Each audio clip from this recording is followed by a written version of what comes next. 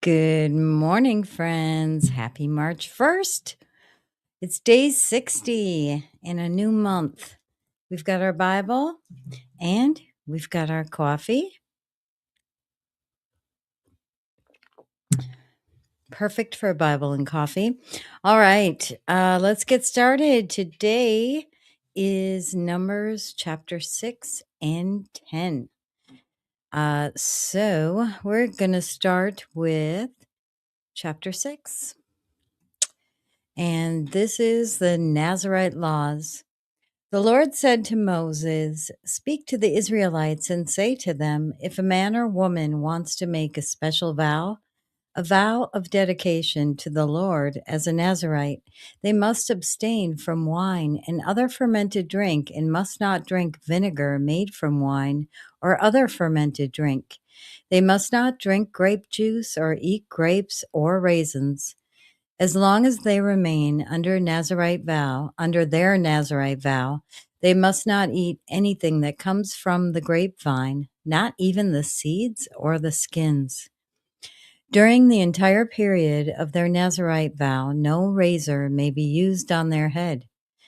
They must be holy until the period of their dedication to the Lord is over.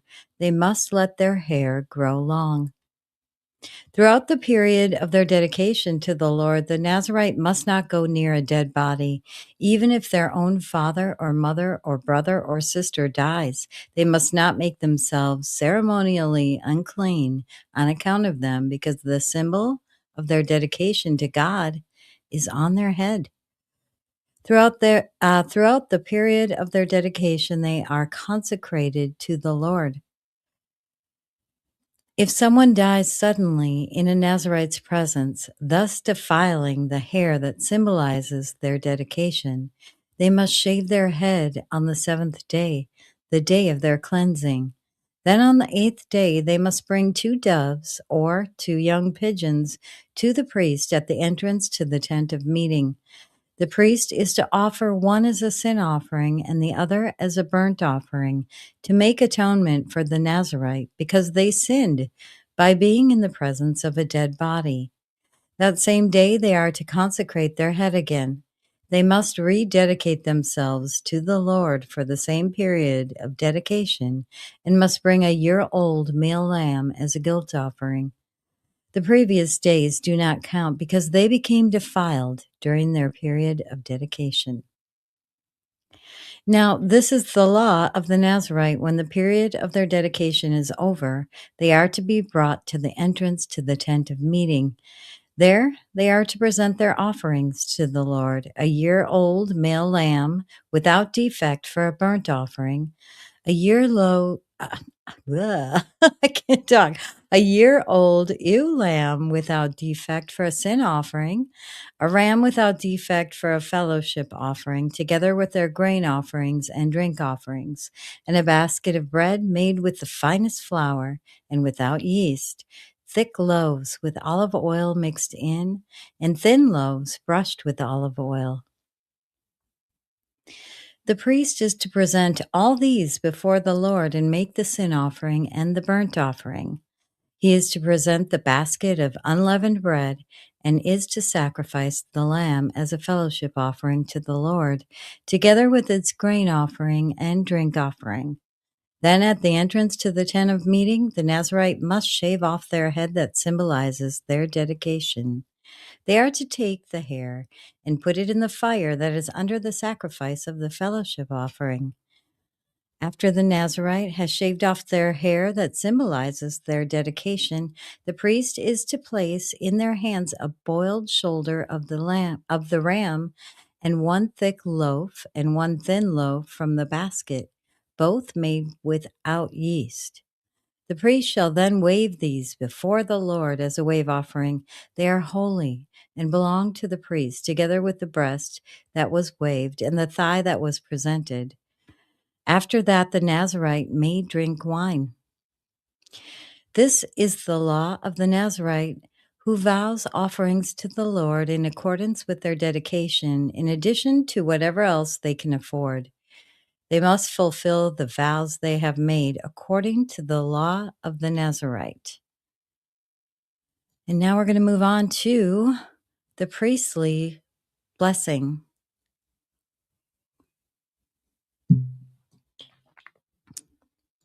Continuing chapter 6. By the way, I don't think I brought this up, but this is 1445 BC still. The priestly blessing. The Lord said to Moses, "Tell Aaron and his sons, this is how you are to bless the Israelites. Say to them, the Lord bless you and keep you. The Lord make his face shine on you and be gracious to you. The Lord turn his face toward you and give you peace. So they will put my name on the Israelites and I will bless them." All right, we're going to continue with Numbers chapter 10, the silver trumpets.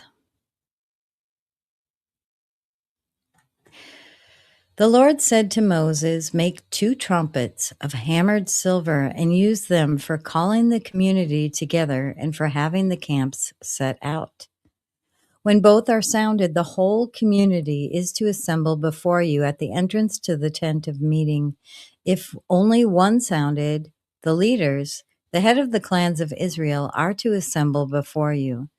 When a trumpet blast is sounded, I'm sorry, I am just not reading very well today. Sorry about that.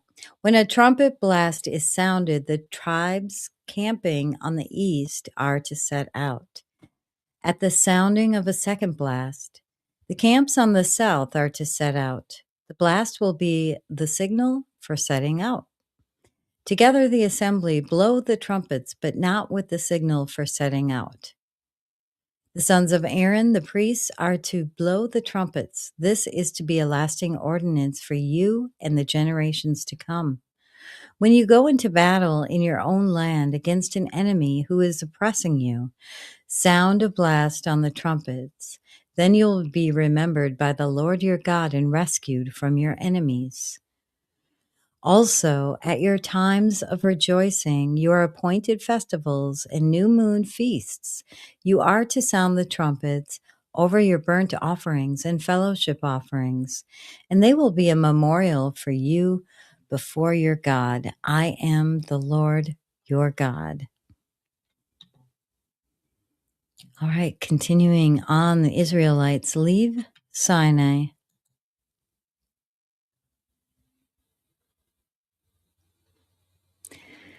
Whoops. On the 20th day of the second month of the second year, the cloud lifted from above the tabernacle of the covenant law. Then the Israelites set out from the desert of Sinai and traveled from place to place until the cloud came to rest in the desert of Paran. They set out this first time at the Lord's command through Moses. The divisions of the camp of Judah went first under their standard. Nahshon, son of Amminadab, was in command. Nathanael, son of Zuar, was over the division of the tribe of Issachar, and Eliab, son of Helon, was over the division of the tribe of Zebulun. Then the tabernacle was taken down, and the Gershonites and Merarites who carried it set out. The divisions of the camp of Reuben went next under their standard. Eliezer, son of Shadur, was in command. Shelumiel, son of Zurishaddai, was over the division of the tribe of Simeon, and Eliasaph, son of Duel, was over the division of the tribe of Gad. Then the Kohathites set out carrying the holy things. The tabernacle was to be set up before they arrived. The divisions of the camp of Ephraim went next under their standard. Elishama, son of Ammihud, was in command. Gamaliel, son of Pedazur, was over the division of the tribe of Manasseh, and Abidan, son of Gideoni, was over the division of the tribe of Benjamin. Finally, as the rear guard for all the units, the divisions of the camp of Dan set out before their standard, under their standard. Ahiezer, son of Ammishaddai, was in command. Pagiel, son of Okran, was over the division of the tribe of Asher, And Ahira, son of Enan, was over the division of the tribe of Naphtali. This was the order of march for the Israelite divisions as they set out. Now Moses said to Hobab, son of Reuel, the Midianite, Moses' father-in-law, "We are setting out for the place about which the Lord said, 'I will give it to you.' Come with us, and we will treat you well, for the Lord has promised good things to Israel." He answered, "No, I will not go.